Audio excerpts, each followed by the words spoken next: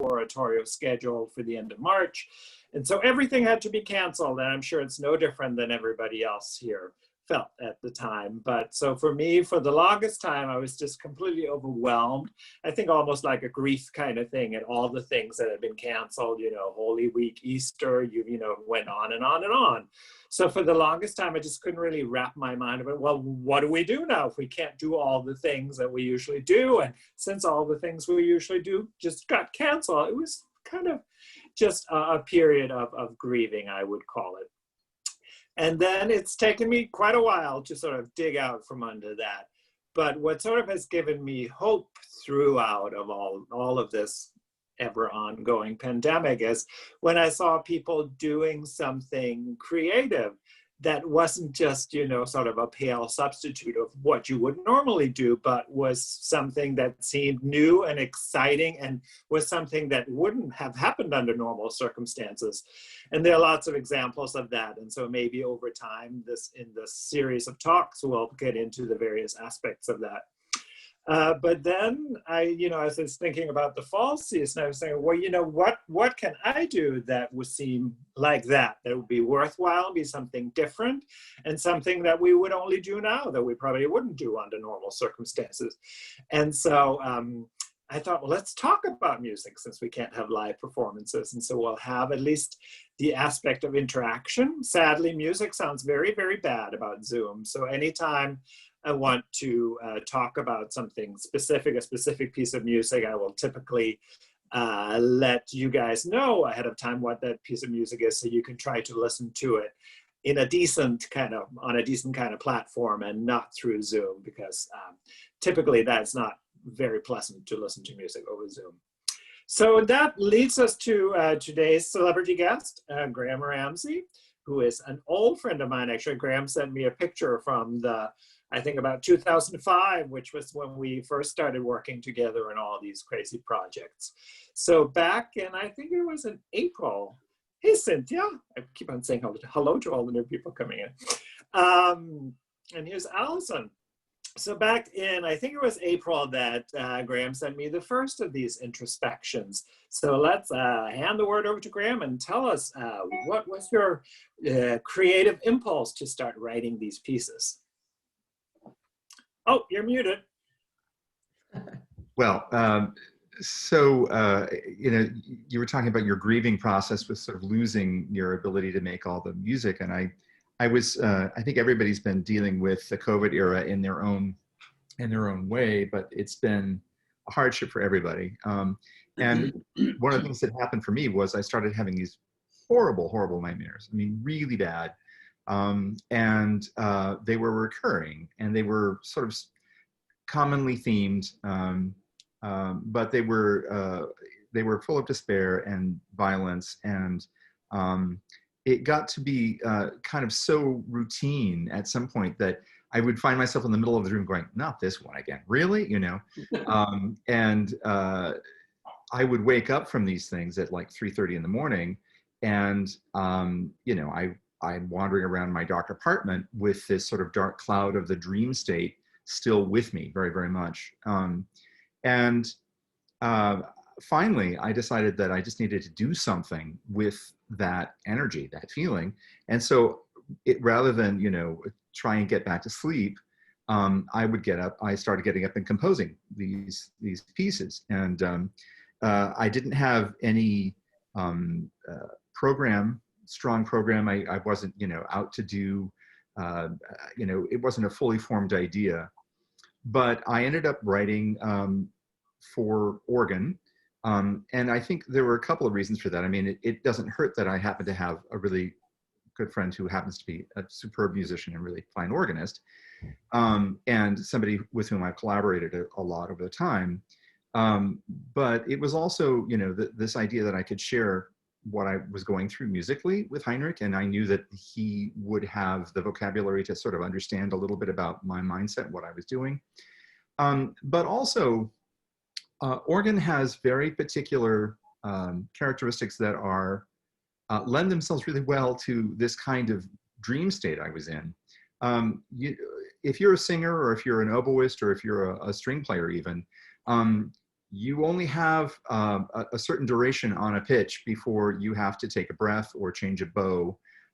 And breathing is this kind of thing that is very natural and very human.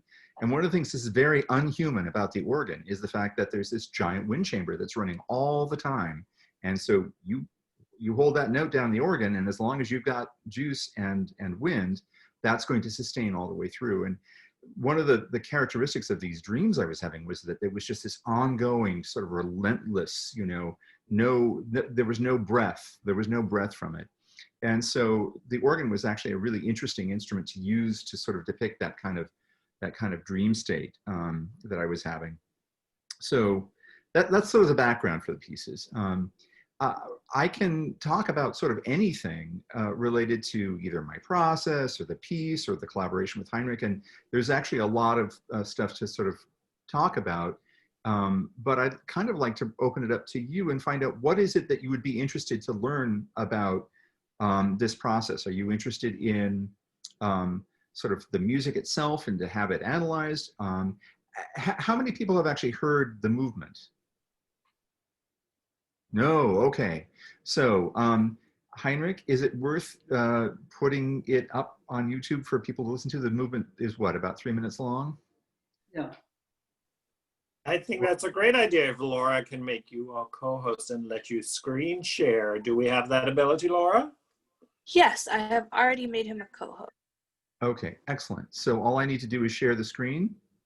Yes. Okay, so I will find the appropriate thing if I'm able. It's the joy of every Zoom call as everybody's sorting out technical limitations. All right. So I've got that up. Hold on a second here. These are the challenges of modern day. Okay, so I'm going to share my screen.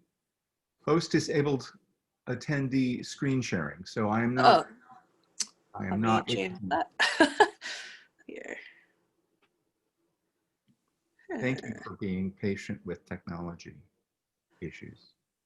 The only way. Let me know when you're ready, Laura. Yes, sorry, I'm just looking for this. I didn't realize that option was off. Let's see. Has that changed anything? Yes, that has changed things. Okay, great. So here we go. I'm going to share this, and I'm going to try and open this up big. And I apologize already for what I think is going to be poor sound.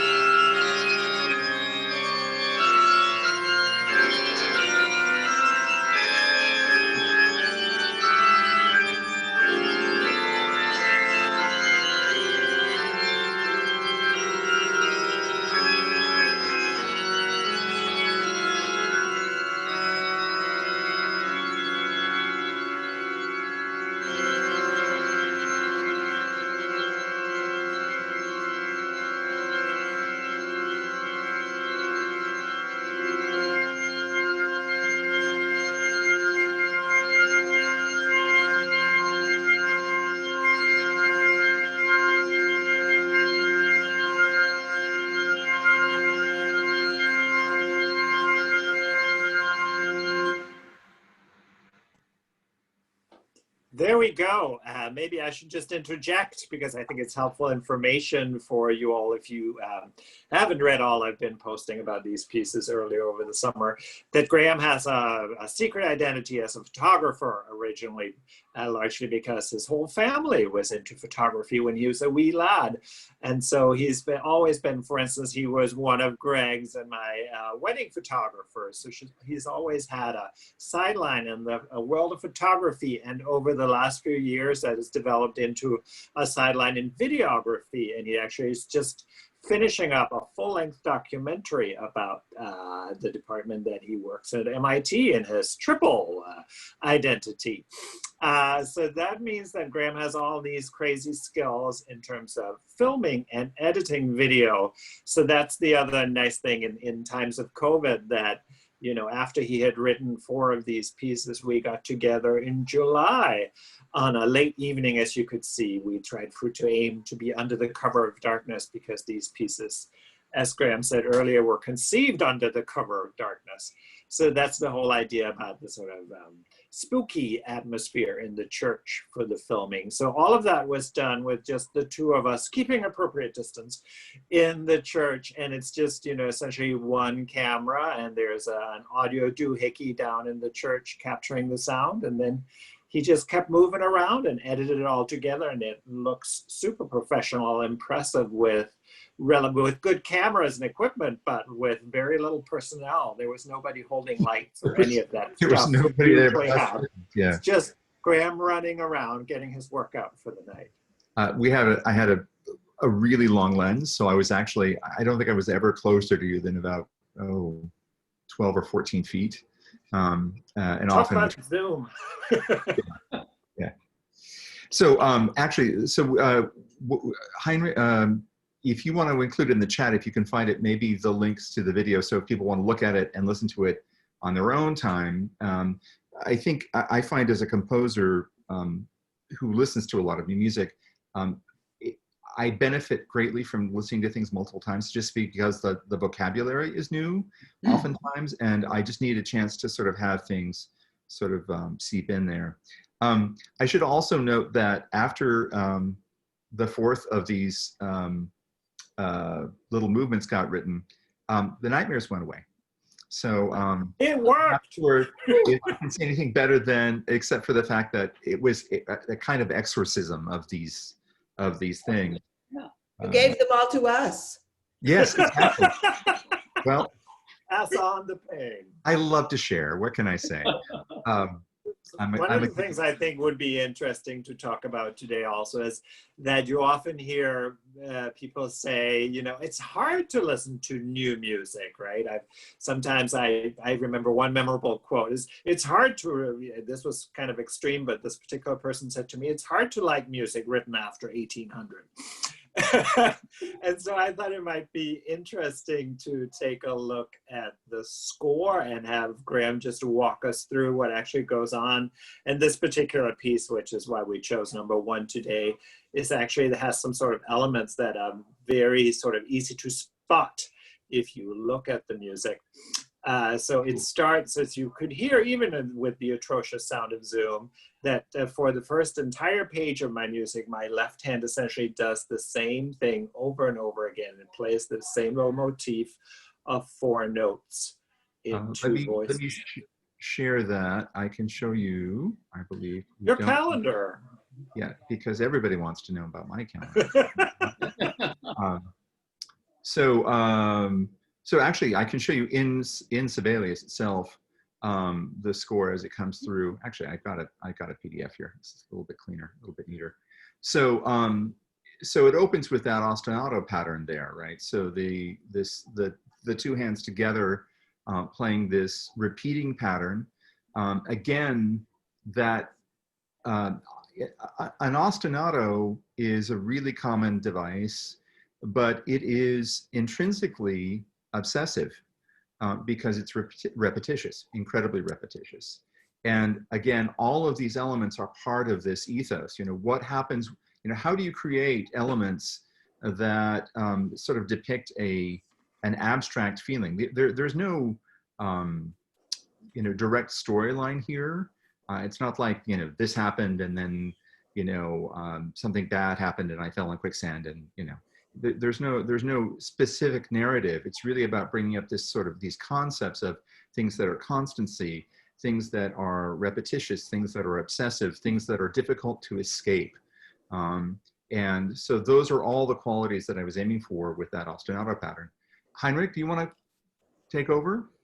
Yeah, so, you know, just looking at the score, you can probably all see those, you know, whether or not you read music, but you see that those little 4 notes just keep repeating and repeating and repeating. And then here where we are now, measure 3, you see that bottom staff right where Graham's cursor is right now. That's that honking sound that you heard. It's a pedal reed.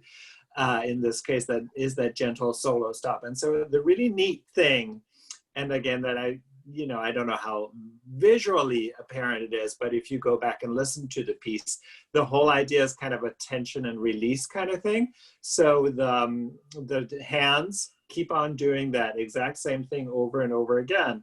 And then the pedal solo kind of alternates between being in harmony, if you will, with that, and really dissonant. And as you can see, the pedal solo, and this is one of the characteristics of Graham's music, is often kind of rhythmically complicated when you try to play it or sing it. But when you listen to it, that sort of complication goes away and it kind of takes a life of its own. And it means that the voices, in this case, that pedal solo voice, comes off as something that's much more free and independent. And so it creates this interesting contrast in this particular section of the music between having something that's extremely steady and regulated, and then this other floating thing that almost sounds, you know, like an improvisation or like it's not related to that very tight ostinato. I can demonstrate. Can I make a comment to that point? Absolutely. I just think it's super interesting looking at the score. I never would have guessed that you would have written these, Graham, as 16th notes and quarter note 34. Like, why did you choose that as opposed to 8th notes and quarter 68? There are any number of reasons of doing it. Partially, I wanted to indicate, you sort of see these long phrases. You know, if you end up having to write this out where you are doing slower note values at that level, you start to lose these sort of long arcs, because, you know, it gets to be so big that you start to parse these things down. One of the issues about dealing with contemporary or traditional notation is that, you know, we really are restricted by bar lines and beats, right? You know, we like to have things parsed so we know where we are at all times. And if you want to do something that takes a longer arc, you know, it can be difficult to do. There's actually, there's a fair amount of music that deals with sort of these beat patterns where it inverts in various kinds of ways. Heinrich, did you find this challenging to do as 16ths as opposed to 8ths or as opposed to quarters? No, I would say over the course of these 4 pieces, you and I discussed a fair amount notation things, right?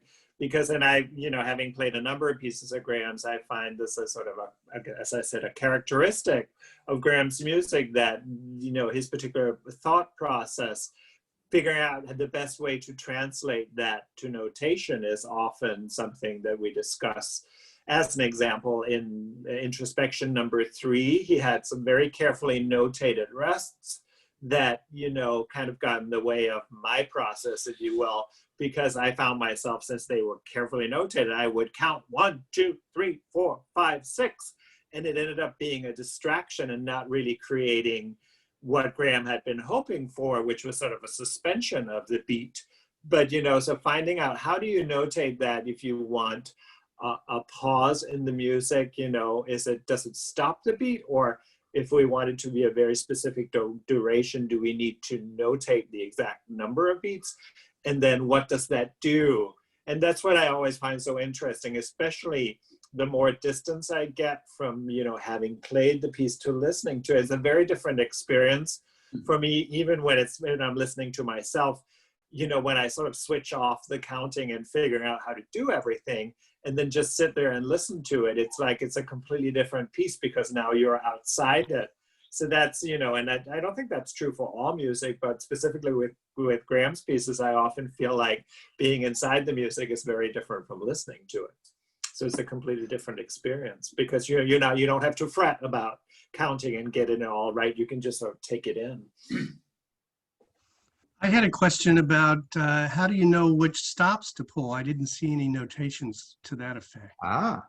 So I've written quite a bit for organ, and I've written quite a bit for Heinrich, and I've written quite a bit for the King's instrument. So I know a fair amount about its strengths and limitations.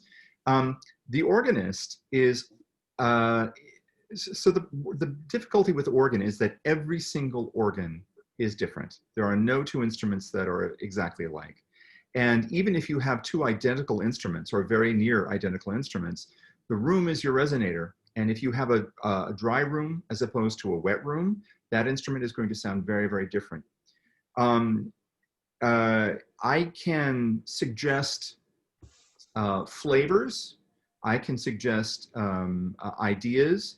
But if I write very specifically, I want Heinrich to use just these stops on his instrument. If this piece ever goes to another instrument, we're in trouble because it's been notated for that instrument specifically. So what you really are doing on some level, or what I'm trying to do as a composer, is make suggestions, and I'm dependent on the musicality, musicianship, and good taste of the performer to be the orchestrator for that piece, knowing the instrument that they're playing on and what the possibilities are. So this is always a challenge with organ work. Heinrich, you want to talk about this a little bit? Yeah, so this is, you know, it's interesting. I have one of my students who is, you know, she has a background, her original degree was in voice, but she's, you know, played the piano and actually played the organ for many years, but decided to take lessons in retirement and sort of focus more on organ as her musical expression, if you will, which works out well for COVID, right? Because it's something you can do on your own. But whenever she would come in for a lesson, it's a big part of the frustration is every time you sit down at a different organ, it's going to feel different. You just the physicality of playing it. And so if, you know, and I've been doing it for so long that I don't think about it anymore. It's just that those are the rules of the game. But the whole registration issue is very similar to that, you know, organs are basically all sort of put together in the same way, but can be dramatic differences in terms of how direct they are, how much you feel in touch with the instrument, how much you feel you can actually control it. And then obviously the room, right? Lots of organs are in big reverberant spaces where it can be really hard to hear the detail of what's going on, but then sometimes you get something magical from having these big floating acoustics to play in. So, you know, it's sort of always a trade-off, right? You gain something and you lose something else when you transfer from one instrument to another. So, you know, for anybody that wants to go down a rabbit hole, that's a real fun thing to do, is go on YouTube and type in, you know, I don't know, your favorite composer and pick, you know, whatever organ piece comes up and then just listen to the different recordings and get a sense of how much not only the performer, but the instrument in the room can completely change your experience, you know, which is sort of one of the not so tangible. I mean, sure, on the sort of foundation of it, it's a tangible quantity, right? But what it all adds up to is part of the magic of music making, if you will. Yeah. This is also the part about collaboration. I mean, I feel that my composition when Heinrich is involved is always collaborative. And what I mean by that is I may be coming up with the musical material and this framework and the basic ideas, but I learn every single time I write for Heinrich and he sits down to interpret something. I learn more about notation, how to be clearer for him. I learn more about what works on that particular instrument. And you begin to discover how difficult it is to be a really fine organist because there are so many variables and elements. And as Heinrich says, you know, there's the rules of the game. So if you're an organist, you sort of you get comfortable with the uncertainties. But it's a very big demand. It's a big ask. And if you are, you know, what was it, is it how many years ago now that we did Jacob versus Angel and we toured Denmark and Sweden? 2007. 2007. I wrote a large concert work, and I got to travel with him to Denmark and Sweden to hear the piece in all these different halls, all these different churches, on all these different organs. And even where there's a much more sort of a standardized kind of expectation of organs within Denmark, there's still a huge range. And my job was, we would arrive at the hall and I would go into the middle of the church or the cathedral, and usually I'd lie down on the floor and look up at the cathedral ceiling, and Heinrich would start to play little bits from each of the pieces on his program. And I would raise my hand at one point and say, Heinrich, I can't hear the counter melody in the right hand at all. And so he would try different registrations, and I was the ears in the hall to help him figure that out. Now, that's luxurious, because rarely do organists have that kind of somebody in there to help do that kind of thing. But you know, when you're an organist, you're often right, your console is right near where the pipes are coming out. So the sound is coming at you very loud in a way that is completely different than is heard in the hall. So you may think, okay, this is really clear. I hear all the detail, it's right there. And in the hall, the sound is mixing and melding and becomes muddy, perhaps, or too loud or too soft. Sometimes you think you're being really, really loud with your registrations. And again, because you're next to the pipes, it sounds loud, but in the hallway, it doesn't sound like that at all. So, you know, it's a fascinating process. You know, to have a musician where you can collaborate with them in this process, I continue to learn and hopefully grow in all of these projects. Excellent. Well, being mindful, that half hour flew by, as I knew it would, because there's always a lot to discuss. So we're going to take questions and try to answer them in a second. Would you want to, again, be mindful, because I know some of you work for a living, and, you know, obviously feel free to leave at any point and we will not be offended. But I would love to hear from all of you. If you have a second, just drop me a line about what you would like to hear on this series of talks. What kind of topics, what kind of guests, what would you like to experience? I would love to have Graham back sometime later this fall. We can look at some of the other pieces in this series, or we can talk about an entirely different aspect of his musical life. So if you sort of feel inspired by anything you've heard today, just drop me a line. I think you all have a way of contacting me electronically, so you can let me know. But for now, let's, and I will be posting, so for those of you who get the church newsletter every Thursday, I will post the topic and the guest, so you can see it there every week, and I think we'll put it up as a recurring Facebook event so you all know what's going on. Ray has a question. At this point, have all 4 of the pieces been posted? I think I've only been able to listen to the one so far. There are 4 that have 4 posted, and there's a 5th one that's been written. Okay.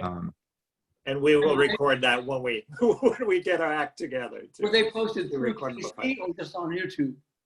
They're on YouTube, but you can access them through my website, which is probably the easiest thing, because you go to the news section and there's actually the link to the video and also some background information about each of the pieces and the movements.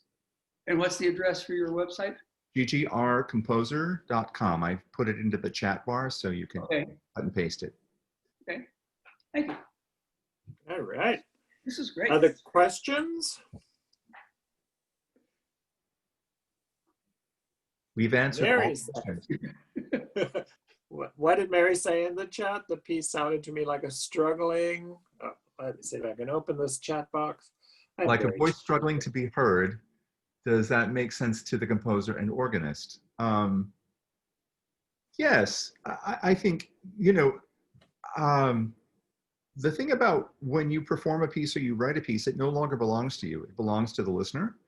And so we will always listen to things with our filters. If I write something that sparks something in someone and they hear something that resonates with them, that is success as far as I'm concerned. I don't have a huge agenda with these pieces, except to express what I've been feeling in this time musically, and hopefully to get people to have a moment where they can find stuff that's happening like that for themselves and say, oh, okay, you know, I see something, I feel something. There are other people who are going through this experience, and I wasn't intending to make something that would make people feel dark, so much as I was trying to just sort of express what I was feeling in the moments. I don't want to be a downer. I think that's a pretty universal thing in creative expression. One always hopes to resonate with somebody, and it's not really up to, you know, me as a performer or Graham as a composer. It's not up for us to say what it means to you, right? That's kind of what we ultimately hope for, that it means something to somebody, you know, and that is absolutely up to the individual to take their interpretation as they want. Other questions? I was wondering if you find yourself composing with the video in mind. I know some composers, like Julia Wolf, for instance, conceives of the visual aspects, but knowing that you were going to. I do not. No? It was purely a musical exercise. The visualization came entirely afterward. You know, the recording in a dark church, that wasn't my idea. That was Heinrich's idea. But I think it's very effective. And so anyway. I think maybe the power of suggestion, apropos of that, watching the video and also hearing the ostinato being interrupted by this strange, rather interruptive sound. You know, it was almost like we're plodding through our lives with this daily ostinato, and all of a sudden here comes COVID to disrupt everything. That's kind of trivial, but that coupled with the darkness of the church, that's what I pictured. Somebody walking through a mansion and going to different rooms and seeing different things and being surprised occasionally and eventually coming outside. So for whatever, there you go. It's wonderful to hear all of these interpretations, because, you know, I learn about the music often by people's reaction to it. So and there is no invalid response, you know, to this. You are invited as participants in the piece as listeners, and what you bring to it as a listener is as valid as what I produce as a composer or Heinrich does as a musician, as a performer. So I really like to encourage listeners to feel that they can take ownership over their listening experience and make comments and ask questions and be part of that process. I also think one of the really neat things about this particular project was that we were able to do sort of a visual guide through each of the pieces, right? If you watch all four of them, you will see they're at different angles, and they're all kind of designed to show you this is what's happening in the music at this particular point. I think number 4 in particular, Graham managed to always get shots that shows you, oh, this is the next thing that happens in the music. So you get an interesting combination of visuals and the sound of the music. That's usually not something you can really do. Like if you're recording a concert, typically you have a stationary camera, you might have 2 or 3, but you can't, you know, just switch. So that was a neat thing about Graham being in control of both the visual and the audio side of things. Yeah, the benefit is I know the pieces and I know how to elucidate them visually. So number 4, as you were saying, there's stuff that happens in both hands, different manuals. There's a pedal ostinato that's in that particular movement. I do a lot of work with the pedal, and I cut back and forth so that when all of these things occur, you're witnessing the physicality of what Heinrich is actually doing. I also want to mention that, you know, I think people don't always understand when they're listening how incredibly athletic the demands are of the performers, you know, and particularly for organists. You know, you've got both hands going and your feet going. It's, you know, blowing bubbles on a pogo stick while humming the national anthem backwards. You know, it's an amazingly challenging task. Here we go. Other questions? Greg had put one in the chat box. What did you say, Greg? Oh, I was saying, Graham, you know, when COVID is over and you are having positive dreams and everything's feeling light and easy, are you going to write a final piece as sort of an ending to the series, or? Well, I wrote the fifth movement is very different than the first four, and I think you know, the nightmare stopped somehow, and I can't tell you that it was this process of writing them that made that happen, but I feel like it helped, and so the last movement is actually a very different take than the first four. So I hope you have the stamina to get through them all to the end, because there is a little ice cream sundae at the end. So we'll get to work on recording number 5, so we can all have a happy Hollywood ending. All right. Thank you so much, everybody. And do send me all of your ideas. It's wonderful to see and hear most of you. So I will be back next week with a new guest and a new topic. Hope to see you then. Thanks so much. Thank you. Thank you. Thank you. Bye, Graham. thank you. Bye.